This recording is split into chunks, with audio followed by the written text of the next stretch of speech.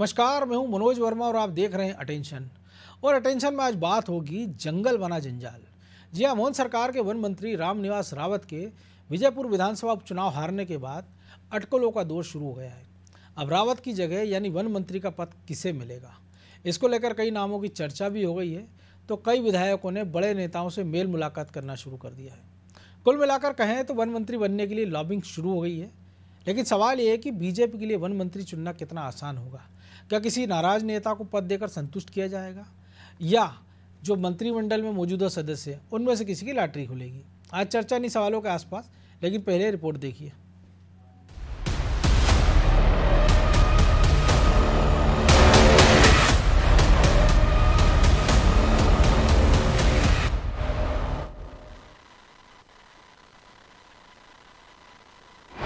किसे मिलेगी वन मंत्री की जिम्मेदारी?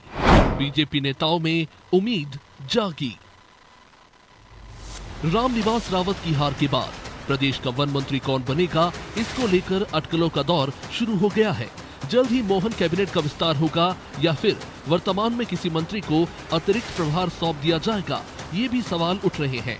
लेकिन इन अटकलों और सवालों के बीच पार्टी के भीतर हलचल तेज हो गई है। इतना ही नहीं, वन मंत्री बनने के लिए दिल्ली तक लॉबिंग शुरू हो गई है। कुछ विधायक पार्टी के बड़े नेताओं से मेल मुलाकात कर रहे हैं। पूर्व वन मंत्री विजय शाह ने भी केंद्रीय मंत्री भूपेंद्र यादव से मुलाकात की, तो नागर सिंह शिवराज सिंह चौहान से मिले। इतना ही नहीं, 20 से ज्यादा सीनियर विधायकों को भी उम्मीद जागी है। इधर नागर सिंह चौहान ने कहा कि अगर उन्हें ये जिम्मेदारी फिर से दी जाएगी तो वो तैयार है। देखिए, ये माननीय मुख्यमंत्री जी का विशेष अधिकार है। अगर वो देंगे तो संभालने के लिए मैं तैयार हूँ, उसमें कोई दिक्कत नहीं है। लेकिन उनका माननीय मुख्यमंत्री जी का विशेष अधिकार है, वो किसको दें। वन मंत्री के लिए नागर सिंह चौहान के अलावा संजय पाठक, गोपाल भार्गव और भूपेंद्र सिंह के नामों की चर्चा है। गोपाल भार्गव और भूपेंद्र सिंह बीते महीनों से नाराज चल रहे हैं। इन दोनों की नाराजगी दूर करने के लिए दोनों को मंत्री पद दिया जा सकता है। वही कांग्रेस भी इस मामले पर अब चुटकी ले रही है और कह रही है कि बीजेपी में गुटबाजी है, लिहाजा वन मंत्री बनने के बाद ये और बढ़ेगी। जो मंत्री नहीं बन पाए और जो कहीं ना कहीं आपसी भारतीय जनता पार्टी गुटबाजी है, तो अब इस पद से पता चलेगा कि भारतीय जनता पार्टी अपनी गुटबाजी खत्म करती है कि और बढ़ाती है। रामनिवास रावत का इस्तीफा स्वीकार होने के बाद मोहन कैबिनेट में खाली मंत्री पदों की संख्या 4 हो जाएगी। सरकार में फिलहाल 30 मंत्री है और नियम अनुसार कैबिनेट में 34 मंत्री बनाने का प्रावधान है। ऐसे में मोहन कैबिनेट का विस्तार कर वन मंत्री समेत सभी 4 खाली पदों को भरा जा सकता है। इसलिए नेताओं ने भी भागदौड़ शुरू कर दी है, जिससे कयासों का दौर और तेज हो गया है। हालांकि अगला वन मंत्री कौन होगा, इसकी तस्वीर कुछ दिनों बाद ही साफ होने की उम्मीद है। ब्यूरो रिपोर्ट, अनादि टीवी।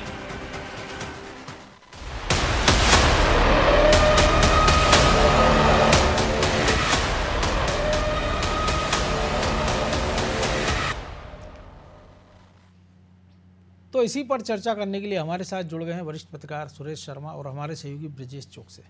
वो स्वागत है शर्मा जी आपका अनादि टीवी में।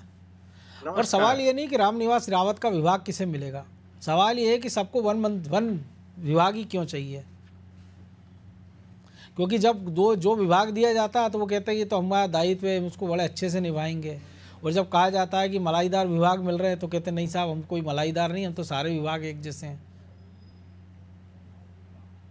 देखिए, अभी तो पहली बात यह है कि मुख्यमंत्री जी जब विदेश से लौटेंगे तब उनका इस्तीफा जो है वो स्वीकार किया जाएगा। अभी तो वो होल्ड पे पड़ा है। और जब वो होगा तो वो सीधे सीधे विभाग मुख्यमंत्री जी खाते में अपने आप चले जाएंगे। और यदि किसी को ये लिख करके दे दिया कि भाई इनको विभाग दे दीजिए, तो मुझे लगता है उसके बाद उनके पास विभाग चले जाएंगे। ये पहली बार ऐसा देखने में आ रहा है कि मंत्रिमंडल के सदस्य जो हैं वो इच्छा व्यक्त कर रहे हैं कि हमको फॉरेस्ट दे दिया जाए।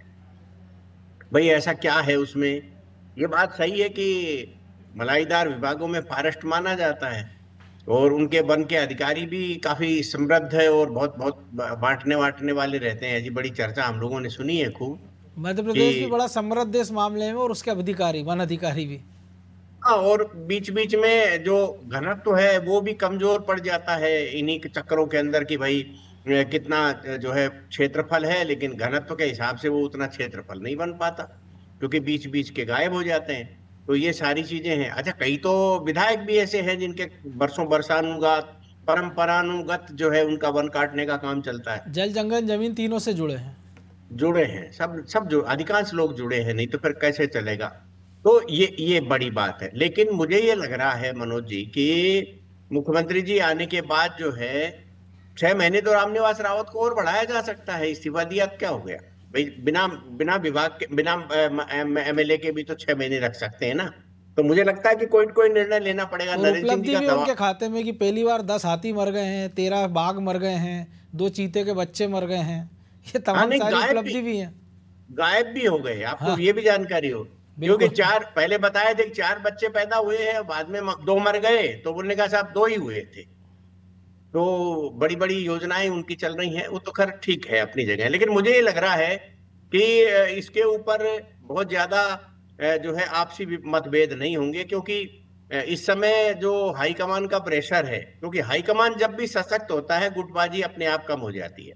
हाईकमान जितना कमजोर लचर होता चला जाएगा उसी हिसाब से, क्योंकि यहाँ तो भाई सरकार का मामला है ना कि किस किस का इन्वॉल्वमेंट कितना है और कौन कौन पर्दे के पीछे काम कर रहे हैं। तो मुझे लग रहा है कि पर्दे के पीछे वाले लोग भी तो बड़े पावरफुल है ना मनोज जी, आप तो इशारा समझ रहे हैं सर। जी जी बिल्कुल। तो इसलिए इसलिए मुझे ये लग रहा है कि बहुत ज्यादा गुटबाजी और झगड़े जो है वो सार्वजनिक नहीं होंगे। हाँ, इतना जरूर मैं मानता हूं कि जो बड़े लोग हैं, बड़े नेता हैं, जैसे आपने 3 नाम बताए, गोपाल भार्गव जी का है, भूपेंद्र सिंह जी का है, संजय पाठक जी का है।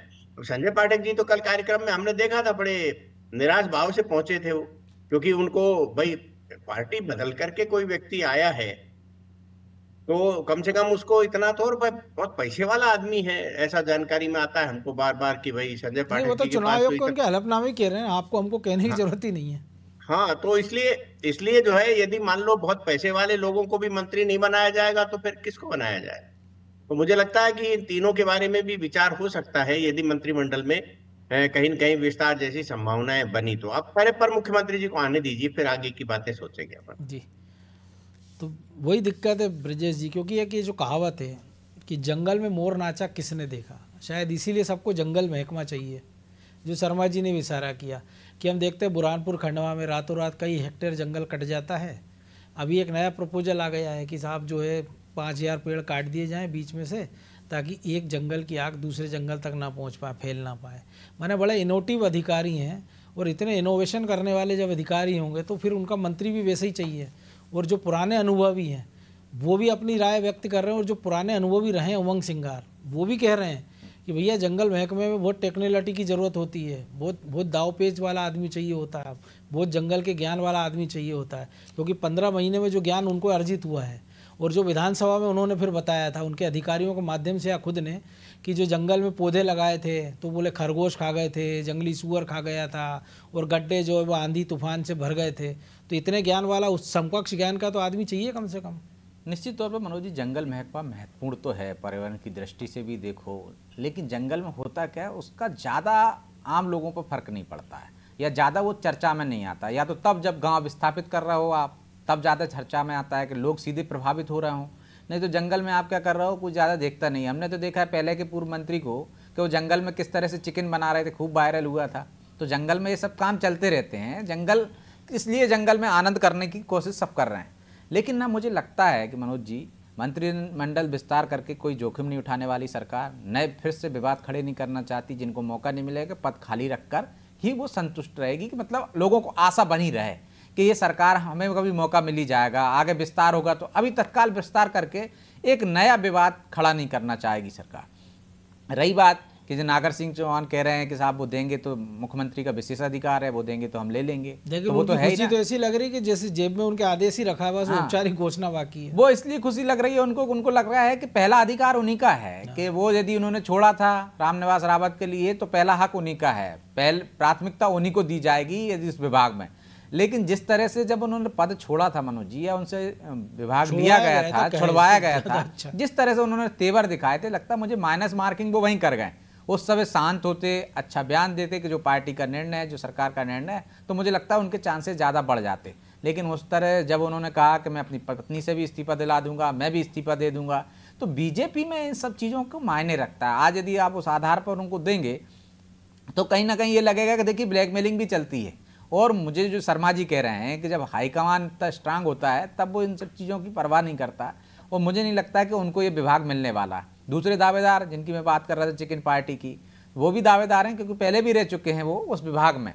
लेकिन अभी बड़े रिकॉर्ड तभी बने थे Guinness book of world record में कि 7 करोड़ पौधे लग गए, 5 करोड़ पौधे लग गए। उसके बाद भी AQI भोपाल में आसपास में 300, 350, 400 जा रहा है। बिल्कुल, आप देखिए कि एक के बाद एक रिकॉर्ड और भी रिकॉर्ड बन रहे हैं जंगल महकमे में, और आजकल जंगल महकमा चर्चा में भी ज़्यादा रहता है। तो जो दावेदार दो ही हैं प्रबल रूप से, जिनको कह रहे हैं कि हम मतलब खुद की उससे कहें कि जो प्रयास कर रहे हैं कि उनको मिल जाएगा, बाकी का नया मंत्रिमंडल में कोई आएगा उसको ये विभाग मिलेगा, इसकी संभावना तो मुझे लगता है बहुत ही कम है। शर्मा जी ज़्यादा प्रकाश डाल सकते हैं उसमें, क्योंकि यदि अभी किसी को एक को मंत्री यदि शामिल करते हैं तो निश्चित तौर पर बीजेपी में दावेदार बहुत सारे हैं। जो संजय पाठक की हम तो 3 ही दिखा रहे हैं जो अभी शांत बैठे हैं, जिनको उम्मीद है कि कभी भविष्य में होगा। तो अभी एक दो का निर्मला सप्रे से कह दिया जाए कि वन मंत्री बनाएंगे तो आज इस्तीफा दे दे, आज इस्तीफा दे दे। लेकिन अब जिस तरह से वन मंत्री का हसर हुआ है तो मुझे नहीं लगता कि निर्मला सप्रे भी राजी हो जाएंगे कि हाँ वन मंत्री बना दीजिए मुझे, तो मैं एक तरह से एक दाग और लग जाएगा, वन मंत्री जीत ही नहीं पाता है।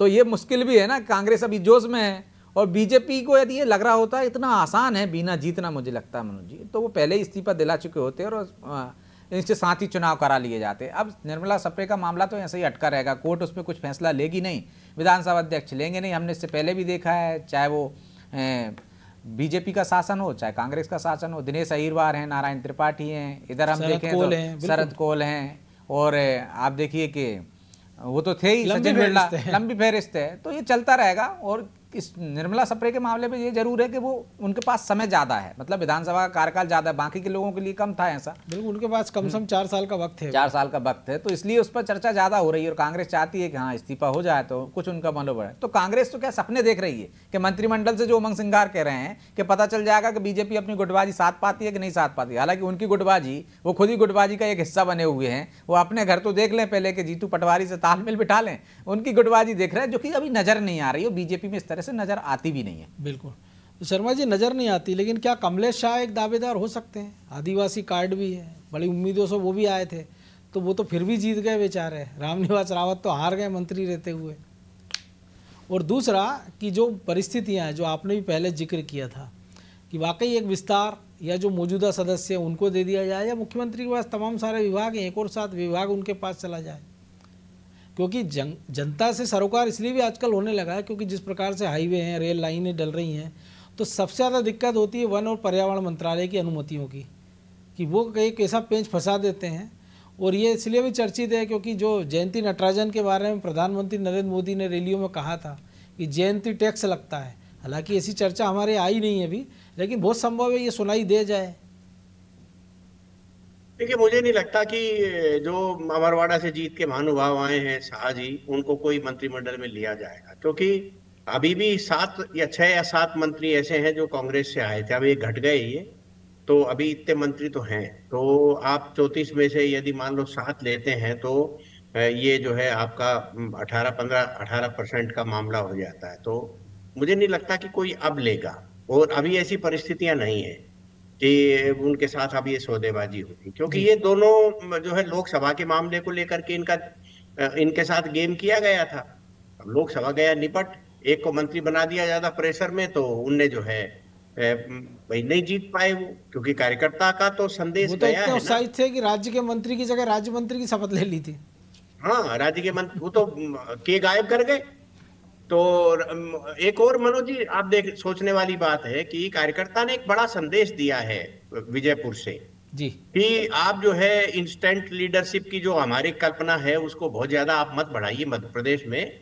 मोदी जी दूसरे उन राज्यों में बढ़ा रहे हैं जिन राज्यों में भाजपा नहीं है। मध्य प्रदेश, छत्तीसगढ़ एक ऐसा राज्य है जो कुशाभाऊ ठाकरे के द्वारा निर्मित है, और यहाँ एक स्ट्रक्चर बना हुआ है कि आपको अब कुछ करने की जरूरत नहीं है, लीडरशिप अपने आप डेवलप हो जाएगी। पटवारी जी के जमाने की पदयात्रा लोगों को याद होगी जो बस्तर से निकाली थी उन्होंने। बिल्कुल बिल्कुल बिल्कुल वही बात है। इसलिए जो आप बाहर से ला करके सर पे बैठा रहे हैं, जैसे मान लो एक उदाहरण के लिए मैं आपको बताऊं कि आपने सागर संभाग के सारे लोगों को हटा दिया, बड़े जो प्रभावशाली थे, लेकिन आपने गोविंद सिंह राजपूत को जो है मंत्री बनाया। अब गोविंद सिंह राजपूत यदि मान लो भाजपा का आइकॉन होंगे तो आप उसका क्या करोगे भाई? भाजपा वाले क्या करेंगे फिर? मैं मानता हूं कि गोविंद सिंह राजपूत थोड़े दिन से भाजपा के बन गए हैं, ये और मानना भी चाहिए कि आप वो भाजपा के हो गए हैं, परंतु एक जो कार्यकर्ता है उसको उसको थोड़ी अभी समझ में आया है कि अब ये हमारे हो गए। ये तो नेताओं के जुगाली है कि अपने हिसाब से इन्होंने कह दी। तो ऐसा नहीं हो सकता कि कमलेश शाह को ले लेंगे और भरपाई हो जाएगी और एडजस्टमेंट हो जाएगा, तो मुझे बिल्कुल भी नहीं वहाँ लगता। तो चक्कर ये है ना कि भले सिंधिया का हाथ राहुल ने पकड़ा हो, लेकिन किसी दिन ऐसा पकड़ लिया कि साथ चल दिए तो हो सकता है कि ऐसे कई सारे गोविंद राजपूत फिर उनके पीछे चलते नजर आ जाएं बीजेपी छोड़ नहीं, पर मुझे लग रहा है कि देखिए सिंधिया जी बहुत समझदार है, खड्डे में गिरने नहीं जाएंगे वो। उनने बहुत जबरदस्त ग्रोथ किया है, एक बहुत बड़ा नहीं। कद एक मैं बना तो लिया उदाहरण दे रहा हूँ कि जो जो हाँ। भाजपाई मान के चल रहे हैं कि ये हमारे हाँ, हैं, हाँ। उनका एक जिक्र कर रहा हूँ मैं तो। हाँ, जो ये भाजपाई मान के चल रहे हैं उनके लिए बिल्कुल सही कहा आपने। और मुझे मुझे कई बार इन चीजों पर मैं अकेले में बैठ करके जब मंथन करता हूं ना कि क्या हम जो है इसी भाजपा की कल्पना करते थे क्या, कि क्या इसी प्रकार की भाजपा निर्मित होगी क्या? मैं फिर कह रहा हूं मनोज जी कि जिन राज्यों में पार्टी का स्ट्रक्चर नहीं है उन राज्यों में यदि इंस्टेंट लीडरशिप आप लेकर के आते हैं तो ठीक है, लेकिन आप गुजरात में क्यों नहीं लेते हो भाई? लाओ ना गुजरात के अंदर। आप उन राज्यों में क्यों नहीं लेते हो? आपने जो प्रयोग किया है वही प्रयोग आपके गले पड़ने वाला है, जो मुख्यमंत्रियों के रूप में आपने नए चेहरे लेकर के आए हो। देखो मोहन यादव जी ने तो बहुत समझदारी से एक रास्ता बना लिया और सबके साथ समन्वय के साथ चल रहे हो, बिल्कुल। लेकिन आप राजस्थान में देखिए ना, राजस्थान में कौन डाइजेस्ट कर पा रहा है उसको? अभी भी दिक्कत है। तो ये जो आपने प्रयोग किया था, इसलिए संजय राउत जैसे जो है जिसको बोलने की बहुत ज्यादा आदत है, उसने ये कह दिया कि अभी देखिए इंतजार करिए कि घोड़े पे तो चढ़ा के जिसको घूम रहे हैं देवेंद्र फडणवीस को, और न जाने फिर किसको ला करके बढ़ा दे नए चेहरे को जो समझ में नहीं आएगा। हालांकि मैंने उस बात से इसलिए सहमति व्यक्त नहीं की, मेरे मन ने, मतलब मैं कौन उनके सामने बोलने गया था, लेकिन मेरे मन ने इसलिए सहमति व्यक्त नहीं करी कि दो सहयोगी दल जो है वो देवेंद्र फडणवीस को ही चाहेंगे, वो किसी नए को अपने सर पे बैठाने वाले नहीं। इसलिए मोदी अमित शाह की जो पॉलिटिक्स है वो नहीं चल पाएगी। इसलिए आप बहुत बारीकी से पॉलिटिक्स को आप जानते हैं मनोज जी, मैं बहुत ज्यादा इस पर विस्तार में नहीं जाऊंगा, लेकिन मेरा इतना मानना है कि लेकिन वहाँ तो आज ही वो जो जातिगत जनगणना की बात कर रहे थे राहुल गांधी, अब तो लगता है उनको गणना करना पड़ेगी, क्योंकि बीजेपी ये कह रही है और शिवसेना शिंदे कि जो बचे हुए लोग हैं जो जीत के आए वो हमारे संपर्क में, और संजय राउत और उद्धव ठाकरे कह रहे हैं कि हमको ने महाविकास अघाड़ी में चुनाव लड़के गलती कर दी, हमारा नुकसान हुआ, अगला चुनाव अकेले लड़ना है हमें। नहीं, करना पड़ेगा। देखिए क्या है, आपने कांग्रेस को तो देख ही लिया, यहाँ ये सब बैठ करके बातें करते हैं उमंग सिद्धार्थ जी, मुझे नहीं मालूम उनको, मुझे तो कई बार शंका होती है कि उनको राजनीति आती भी नहीं आती है। आप ये देखिए कि कांग्रेस जो है इस समय पूरे देश में सेकंड पार्टी हो गई, पिछलग्गू हो गई क्षेत्रीय दलों की। कौन से जगह जीती है वो? आप महाराष्ट्र में नहीं जीते, आप जो है जम्मू और कश्मीर में नहीं जीते, आप लोकसभा चुनाव के बाद कौन सा ऐसा राज्य है जिसमें कांग्रेस ने लेकिन कोई आपको नहीं लगता बहुत मामूली अंतर है? हालांकि विषयांतर हो रहे हैं, लेकिन कि जो नेता तो पहले से पिछलग्गू थे, अब पार्टी भी हो गई पिछलग्गू, पार्टी पिछलग्गू हो गई, ये बड़ी बात है। पर अपन चूंकि मैं वापस आपको यही ले आता हूँ, ब्रजेश जी को सुविधा रहेगी। और मध्य प्रदेश में अभी आप मनोज जी देखते जाइए कुछ दिनों से, जैसे जिस तरह से इनके प्रशिक्षण के कार्यक्रम शुरू हो रहे हैं बीजेपी वालों के, अभी क्योंकि अब हो गया जो चुनाव ना होना थे वो जो है आकर के आप इनको पूरी ट्रेनिंग दे दी जाएगी, इनको ये समझा दिया जाएगा कि हमारा अनुशासन ये है, अब इससे बाहर जो है आप बहुत मत जाइए ज्यादा। और आपने गौर किया होगा, देख लीजिए जो सिंधिया जी के साथ मंत्री आए थे उनने जो है किसी के दिमाग में भी ये नहीं है, और वो बहुत चालाकी से, समझदारी से और बहुत जो भाजपा की नीतियों को समझ करके काम करने लग गए हैं। किसी का बहुत विवाद तो कालर आईडी तो पहले ही पहना दी थी ना बीजेपी ने, अब तो उनको बड़े बाड़े में लाना है, जो दाएं बाएं घूम रहे हैं उनको, बाकी तो सब यहीं से ही बाड़े में। तो ब्रजेश जी सबसे बड़ा सवाल है कि 2-3 जो खबरें आई कि विजय शाह भूपेंद्र सिंह से मिल ली है दिल्ली में, भूपेंद्र यादव से, नागर सिंह जो है शिवराज सिंह चौहान से, तो क्या ऐसा लग रहा है कि दिल्ली में ये 2 इतने बड़े मजबूत खंबे हैं कि जिनके कहने पे डॉक्टर मोहन यादव यहाँ किसी को वन मंत्रालय का जिम्मा दे देंगे? और वो भी तब जब अभी खबरें आई हैं कि वन विभाग की आपत्तियों के कारण मध्य प्रदेश के कितने रोल प्रोजेक्ट अटके हुए हैं, कितने सारे रोड के प्रोजेक्ट अटके हुए हैं। देखिए मनोज जी, जिसको चाहत होती है ना वो सारे दरवाजे खटखटाता है, और जहाँ पहुँच सकता है वहाँ पहुँचने की कोशिश करता है, उसको लगता है कि थोड़ी तो मदद मिल ही जाए। लेकिन क्या आपको लगता है कि भूपेंद्र यादव कह देंगे मैं इसीलिए सवाल किया। तो मध्य प्रदेश के मुख्यमंत्री मोहन यादव मान लेंगे, या संगठन से कोई कह देगा। तो जो शर्मा जी ने पहले कहा था कि जो होगा ऊपर से होगा, ना मोहन यादव जी के हाथ में ना भूपेंद्र यादव जी के हाथ में, पार्टी आला कमान के हाथ में है और आला कमान तय करेगा। तो मुझे लगता नहीं है कि इन दोनों के वहाँ चक्कर लगाने से, यहाँ चक्कर लगाने से संगठन में अपनी बात रख सकते हैं। थोड़ी सी एक आश्वासन तो मिल ही जाता है कि हाँ हम बात करेंगे, तो कुछ दिन के लिए खुश होने के लिए बहुत अच्छा रहता है कि भैया आपने बात कर लिए, आपने एक प्रयास किया था, हो गए। यदि नागर सिंह चौहान भी जाएंगे तो यही कहेंगे ना साहब मेरा दायित्व बनता है, क्योंकि मैंने वहाँ से आपने मुझसे इस्तीफा लिया था, अब मुझे मेरी जिम्मेदारी दे दी जाइए, खाली हो रही है। यदि रामनिवास रावत जीत जाते तो ये सब हलचल होती भी नहीं।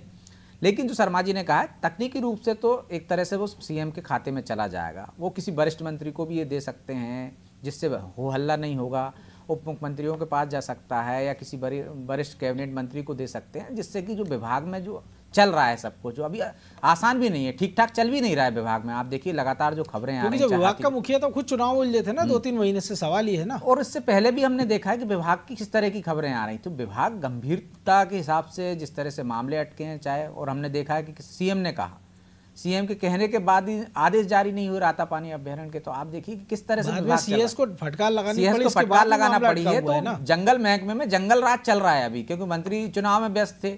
तो अब उस पर कसावट लाने के लिए आपको एक ऐसे मंत्री बनाना पड़ेगा उस विभाग का जो तेज तर्रार हो, जो कसावट ला सके, जो अधिकारियों में जो मनमानी चल रही है वहाँ पे, और जंगल महकमे में जो गेम चल रहे हैं उसको रोका जा सके। और जो एक छवि खराब हो रही है, चाहे चीता के मामले में देख लें, हाथियों के मामले में छवि खराब हो रही है, हाथियों के मामले में देख लीजिए, आप कह रहे हैं कि कोदो खाने से मर रहे हैं, अब रिपोर्ट आ रही है प्रधानमंत्री उसको प्रमोट कर रहे हैं, कोदो के रेट गिर गए जिसको आपने प्रोत्साहन दिया था, वहाँ के किसान कह रहे हैं कि अब हम अगली बार से बोएंगे ही नहीं। तो आप किस तरह से, आपके बयान से एक क्या फर्क पड़ रहा है मार्केट में किसानों पर और आदिवासियों पर, तो ये भी अधिकारियों को इस पर विचार करना चाहिए। मुख्यमंत्री ने खुद फटकार लगाई थी, ये पहली बार आप बता रहे हो कि कोदो खाने से चले गए, जबकि एक कृषि मंत्री को बताना था सबसे पहले आकर। हाँ, और बाद में स्पष्ट भी नहीं कर रहे हैं, वहाँ एक के बाद एक जांच रिपोर्ट आ रही है, अलग अलग तरह के बयान आ रहे हैं, तो उससे नुकसान किसका हो रहा है? उन किसानों का नुकसान हो गया बड़ी संख्या में। तो सरकार ऐसे व्यक्ति को ये विभाग दे जो इसमें कसावट ला सके, जो जंगल राज जो चल रहा है उसको रोका जा सके, व्यवस्थाएं दुरुस्त हो सके।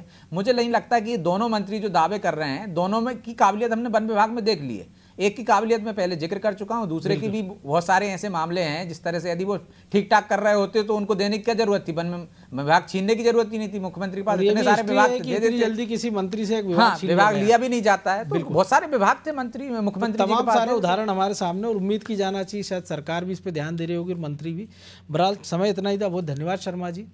तो निश्चित तौर पर जंगल जंजाल बना हुआ है, लेकिन सबसे बड़ी बात यह है कि जंगल में राज जिसका भी रहे, जंगल राज ना रहे। क्योंकि उस जंगल में अगर हाथियों की चिंगाड़ है, वो अफसर भी सुने, मंत्री भी सुने।